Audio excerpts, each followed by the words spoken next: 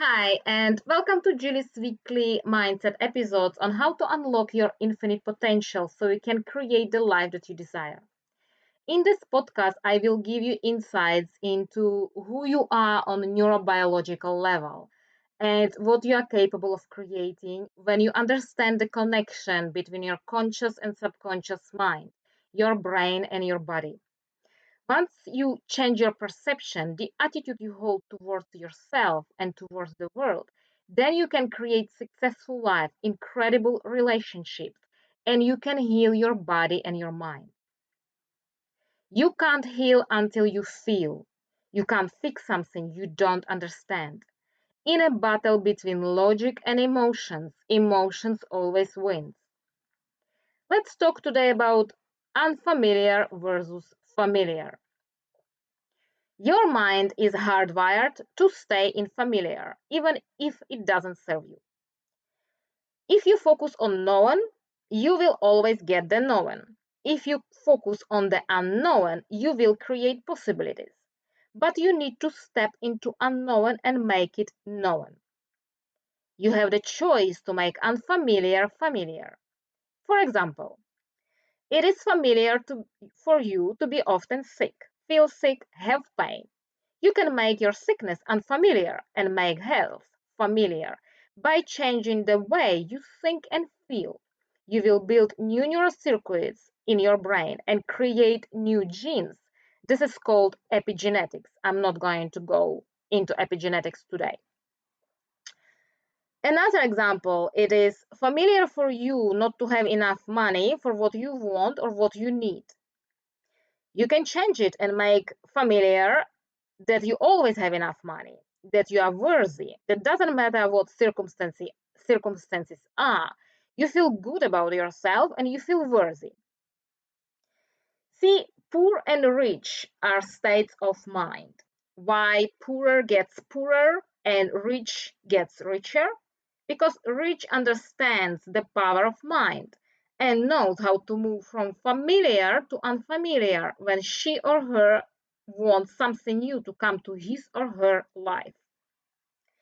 It is the same with happiness. Happiness is a state of mind, same as stress, anxiety, and worry. If worry is familiar to you, you have the choice to make it unfamiliar. You can say something like, there is nothing to worry about, everything is just exactly how it should be right now. And even if you don't like it, you can ask yourself what actions I can take to make it better. When you worry, you activate primitive brain that seeks and hides and doesn't think, it reacts. It's primitive animalistic brain. You shut down your thinking brain, your executive brain, your prefrontal cortex, which is 40% of your brain. It all starts with the words we tell ourselves and the pictures we make in our head. And if you think you don't make picture, I can tell you you do make pictures all the time. Just think about all your worries and anxieties. What can go wrong? Why do you think so many lottery winners go broke within 2 years? Because having more than enough is not familiar to them. So then their mind, their subconscious beliefs, bringing them back to what is familiar. Why do you think some people attract all the time wrong partners, alcoholics, or abusive partners? Because they had this experience already, more likely in their childhood, and this is familiar to them. So their mind and body craves for the familiar, even if on the conscious level they don't want it. It is memorized automatic subconscious behavior, craving for familiar thing, familiar environment. Same as driving a car, for example. It's automated. You don't think how to drive a car, you just know it. So it is exactly the same with all your memorized emotional experiences. It is familiar behavior. You just act upon it. It's automated. Your mind is hardwired to stay in familiar, but you can change it. Your brain is plastic and changes all the time. It is called neuroplasticity. So, what is the most important collaboration and how you can collaborate with your mind. The most important collaboration is collaboration between you and your mind. If you can collaborate with your mind and tell it what you want, you will get what you want.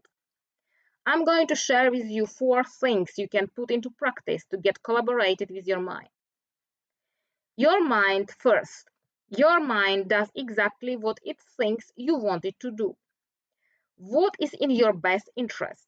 So if you haven't got what you want, but you want something, you don't collaborate with your mind. In other words, you don't want it. What do I mean by that? Subconsciously, your mind is running on outdated instructions that you are not consciously aware of. And your mind is giving you what it believes according to the old instructions you gave it maybe as a child. Second, your mind is hardwired to move you from pain to pleasure. This is going back to our tribe people. You survive on the planet by avoiding pain. Again, you are holding unconsciously beliefs that are not even yours. Your mind thinks it's true and it thinks that you benefit from your beliefs. So it keeps you from pain and you can't get what you want.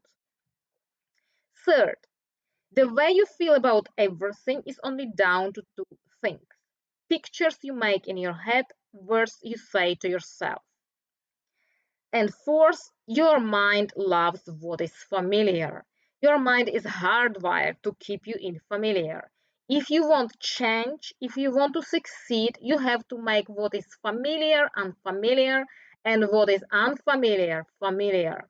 There is no other way around. This is, for example, explains why so many people by chance or luck win lotto and spend everything in 2 or 3 years because their mind is hardwired to keep them in familiar. And if they never experience enough money in their life before they won lotto, their mind takes them back to familiar environment. It is never about money. It is about beliefs you hold about yourself. So until you 100% collaborate with your mind, it is not in your best interest to win a lotto. I'm going to give you an example of pain and pleasure when I started to heal naturally my autoimmune condition. It was very painful because I refused to take any drugs. Not saying I didn't try, but I had horrible side effects just from half doses. Because I have strong belief in holistic healing, I can't take anything because my body gives me all possible side effects you can read on the label of drugs, which is good and I am absolutely grateful for that. So now, when I started to heal my rheumatoid arthritis and I refused to take drugs, I used the power of my mind. I told my mind it is okay, it's going to be painful for a few months, but I have focused my mind on pleasure after a few months. So I gave to my mind clear, direct instructions that it's okay to go through pain and focus on pleasure after. And yes, I remember that first few months I almost couldn't walk. Everything was hurting so much because my rheumatoid arthritis spread to every joint except fingers. It took me 2 hours to put clothes in the morning, and I was working full time in 9 to 5 at the time. And I had a little 3-year-old baby, a 2-year-old baby. I didn't know much about power of my mind at the time, but from birth I have very strong will. So I focused on pleasure going through pain. It took good few months to get pain under control, but I did it naturally and I'm so proud of myself and I'm grateful for it because in a long run I saved many organs in my body. And after a few years of researching and studying neurobiology, neuroplasticity, connections between brain and mind, I completely healed. I'm not saying this to impress upon me, but to tell you that you have powerful mind you are not using. See, rheumatology department discharged me after a month because I was refusing taking drugs and steroids. Doctor told me, I wish all my patients are like you. See, problem is majority of people focus on immediate gratification, but they don't think about all possible consequences that will occur in 5, 10, and 15 years. See, the job of your mind is to keep you from pain by giving clear instructions to your mind. You can go through pain with ease and joy, focusing on future pleasure. Here is example how your mind keeps you in familiar according to outdated instructions you gave your mind. Let's say you had few difficult experiences in your life that have branded you emotionally, and you have never got over the fear, bitterness, frustration, disappointment, shame, sadness, embarrassment. So every time you have an experience in your external environment that is similar in some way to what happened previously, the experience triggers you and you feel the same emotion that you did at the time of the first event. Once you feel the same emotions you felt 30 years ago when the event occurred, it causes you to behave the same way as you did at the event. Old familiar way to your mind, which happens subconsciously. It is automated behavior because emotions drive your conscious or unconscious thoughts and behaviors. Now those emotions become so familiar that you believe this is who you are. By the time you are 30, if you keep thinking, acting, and feeling the same way without changing anything about yourself, the majority of who you are becomes a memorized set of automatic thoughts, reflexive emotional reactions, unconscious habits and behaviors, subconscious beliefs and perceptions. That means that only about 5% of who we are is conscious, and the remaining 95% is subconscious body-mind program. Our subconscious mind is our autonomic nervous system. Now, this is my experience of my subconscious automated behavior running me for years that I didn't even knew about. So, my ex-husband often used to say, "Why you're so defensive all the time?" Well, at the time, my reaction was, "I'm not defensive. I have no idea what you're talking about." So, see what happened here. When I was a child, I had a hard time with my dad, who didn't love me, and he was always expressing his anger at me. So, as a child, my mind created defensive behavior because as a little child, I had to protect myself from my dad's anger. And so when I grew up and left the house when I was 17, I was behaving in defensive way all the time. Something triggered this memorized emotional experience in my environment from my childhood, and the defensive response was switched on. So when I was 30, I didn't want to be defensive with anyone, but I didn't understand what was happening on subconscious level. And this is just one of the examples what triggers your reactions, perceptions, behaviors, and attitudes. How did I change? I brought all my limiting beliefs, triggers to my conscious awareness, to my conscious mind, and I changed the way I feel and think about them.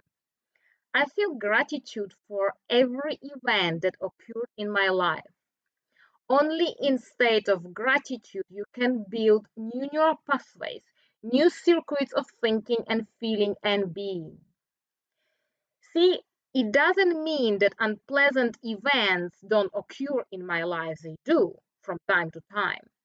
But I know that there is a positive to every negative, pleasure to pain, happiness to sadness, joy to frustration. So when something happens, I just observe the emotions and release it, giving my mind clear instructions, these elevated emotions of love, joy, and inspiration. I want to emphasize here this is not a positive thinking. It is very different to positive thinking.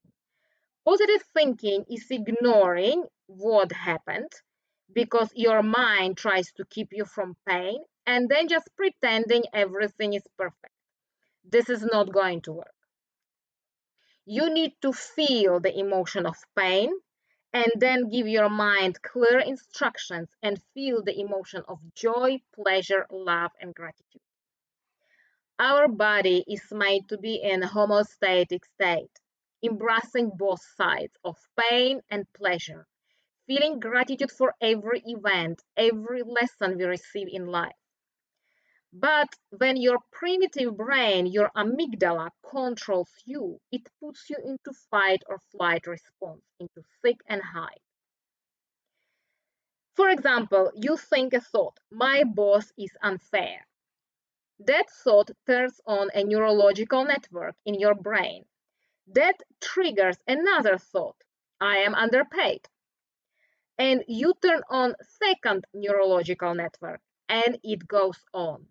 Same thoughts, same feelings, same emotions, same choices, same behaviors.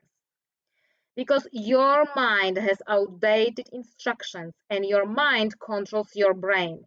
Your brain controls your body, your behaviors, your habits. You become addicted subconsciously to your habitual behavior. I hope this episode helped you to understand more who you are on neurobiological level and how you can live to your fullest potential. Everything you want is much closer than you think it is within you. If you want to know more, this is what I do in my NeuroChange course. I help people to understand who they are on neurobiological level, to find their purpose, their voice, and then they undergo brain surgery without a knife to bring to their conscious awareness their blocks, limiting beliefs, fixed mindsets that are blocking them from achieving success, from loving relationships, from having good health, even from being fertile and experience abundance in their life. When you know how to put your mind in balance by understanding who you are, everything in your life will change. So if you want to know more, visit my website www.infiniteintelligence.coach and book free 15 minutes conversation. I would love to hear your story.